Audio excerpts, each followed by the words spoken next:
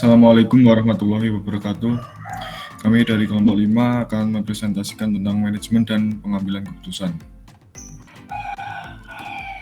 Berikut adalah nama-nama anggota kelompok kami.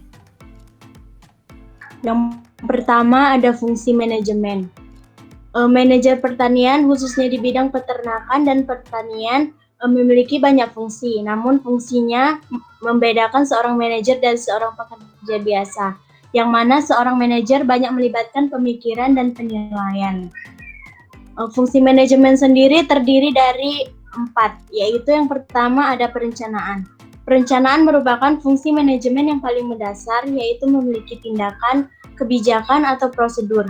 Dalam hal ini, yang harus dilakukan manajer untuk merumuskan rencana yaitu menetapkan tujuan, mengidentifikasi kuantitas dan kualitas sumber daya yang tersedia untuk mencapai tujuan, serta mengidentifikasi semua kemungkinan alternatif, menganalisisnya, dan memilih yang paling mendekati untuk memenuhi tujuan bisnis. Yang kedua ada penerapan.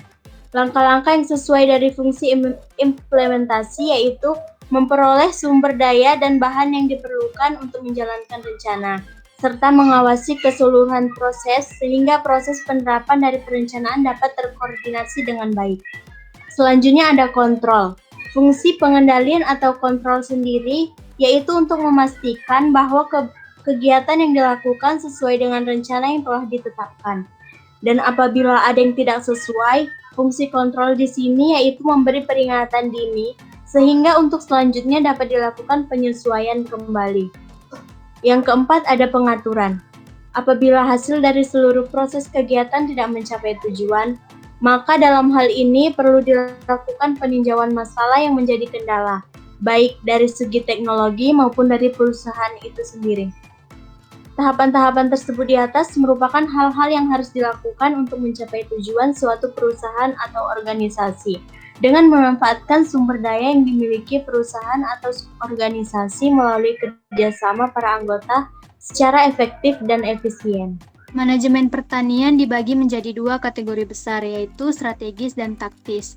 Manajemen strategis yaitu terdiri dari memetakan keseluruhan bisnis dalam jangka panjang, dan manajemen taktis terdiri dari mengambil tindakan jangka pendek yang membuat bisnis bergerak sesuai pilihan hingga tujuan tercapai. Selanjutnya yaitu pengambilan keputusan. Tanpa keputusan, tidak ada yang akan terjadi. Proses pengambilan keputusan dapat dipecah menjadi beberapa langkah yang logis dan teratur, yaitu yang pertama, mengidentifikasi dan menentukan masalah atau peluang. Masalah dapat diidentifikasi dengan membandingkan hasil dari bisnis dengan tingkat yang dapat dicapai atau yang dicapai oleh pertanian serupa. Dan setelah masalah diidentifikasi, maka harus didefinisikan sespesifik mungkin. Definisi masalah yang baik akan meminimalkan waktu yang dibutuhkan untuk menyelesaikan langkah pengambilan keputusan. Yang kedua yaitu mengidentifikasi solusi alternatif. Dimulai dengan membuat daftar solusi potensial untuk masalah tersebut. Beberapa solusi mungkin terlihat jelas setelah masalahnya ditentukan, sementara beberapa mungkin membutuhkan waktu dan penelitian. Yang ketiga yaitu pengumpulan data dan informasi. Data dapat diperoleh dari berbagai sumber, termasuk layanan perluasan universitas, buletin, dan pamflet dari stasiun percobaan pertanian, layanan data elektronik, dan lain sebagainya. Pengambilan keputusan biasanya membutuhkan informasi tentang kejadian di masa depan, karena rencana untuk memproduksi tanaman dan ternak harus dibuat jauh sebelum produk akhir siap dipasarkan. Yang keempat yaitu menganalisis alternatif dan membuat keputusan. Sebuah alternatif harus dipilih dari serangkaian tindakan yang mungkin, yang semuanya memiliki beberapa kekurangan dan membawa resiko. Setelah menganalisis dengan cermat setiap alternatif yang paling memenuhi tujuan yang telah ditetapkan biasanya akan dipilih. Yang kelima, menerapkan keputusan. Tidak ada yang akan terjadi dan tidak ada tujuan yang akan tercapai hanya dengan membuat keputusan. Keputusan itu harus dilaksanakan dengan benar dan segera dengan mengambil tindakan. Yang keenam, memantau dan mengevaluasi hasil. Pengamatan yang cermat dan pencatatan yang baik akan memberikan data baru untuk dianalisis. Hasil analisis ini memberikan informasi baru untuk digunakan dalam memodifikasi atau mengoreksi keputusan awal dan membuat keputusan di masa mendatang. Setelah itu, mengevaluasi keputusan yang telah ditentukan. Dan yang terakhir atau yang ketujuh yaitu menerima tanggung jawab. Tanggung jawab atas hasil keputusan terletak pada pembuatan keputusan. Keengganan untuk memikul tanggung jawab dapat menjelaskan mengapa beberapa individu merasa begitu sulit untuk membuat keputusan. Baik, yang selanjutnya adalah karakteristik dari sebuah keputusan. Karakteristik yang pertama yaitu kepentingan atau importance. Sebuah keputusan memiliki ciri kepentingan. Dalam membuat sebuah keputusan harus memilih sebuah permasalahan yang memiliki kepentingan dan dapat memaksimalkan keuntungan bagi pertanian. Untuk itu diperlukan kecermatan untuk mempertimbangkan urgensi dari permasalahan. Yang kedua yaitu frekuensi.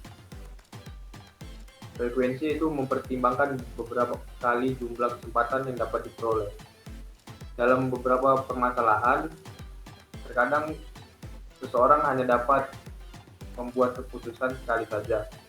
Namun ada juga dalam membuat keputusan, seseorang dapat melakukannya beberapa kali. Sehingga frekuensi merupakan hal yang harus diperhatikan dan dianalisa dengan baik dalam membuat keputusan. Karakteristik yang selanjutnya adalah imminency. Imminency adalah sebuah ketelitian seseorang. Seperti tugas seorang manajer yang memperhatikan harga pasar dan bergerak cepat apabila terjadi peningkatan harga pasar yang tinggi dan menganalisa harga pasar untuk kedepannya. Yang keempat adalah pencabutan atau revocability. Pencabutan sebuah keputusan dapat dilakukan apabila keputusan tersebut tidak berjalan sesuai dengan rencana atau tidak dapat menimbulkan kerugian bagi perusahaan. Pencabutan keputusan ini guna untuk mengevaluasi dari data-data yang sudah dikumpulkan untuk membuat keputusan selanjutnya yang lebih baik. Yang terakhir adalah jumlah alternatif atau number of alternatif. Memiliki beberapa solusi dalam sebuah keputusan sebagai rencana cadangan apabila keputusan tersebut mengalami kegagalan. Hal itu sangat penting dan harus diperhatikan.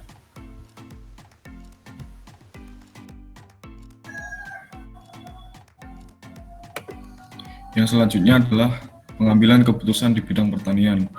Dalam sektor pertanian ada beberapa hal yang harus diperhatikan dalam membuat sebuah keputusan, yaitu biological process and weather. Dalam pertanian, keputusan harus mempertimbangkan keadaan cuaca sebelum menentukan jenis komoditas yang akan ditanam, serta memperhatikan waktu pertumbuhan yang diperlukan bagi tanaman tersebut. Fixed supply of land adalah menyediakan potensi lahan yang dapat digunakan untuk mengatasi peningkatan jumlah produksi yang diakibatkan permintaan semakin meningkat. Small size adalah efisiensi dari tenaga operasional yang dibutuhkan dalam mengelola lahan yang terbatas. Perfect competition merupakan hal yang harus dipersiapkan dalam menghadapi persaingan pasar. Sebagai pemasok produk harus menganalisa pasar yang akan dituju. Hal ini dikarenakan agar mendapat pasar serta bersaing dengan produk pertanian yang relatif homogen dan terdapat banyak kompetitor sejenis. Mohon maaf apabila terjadi banyak kekurangan. Sekian dan terima kasih.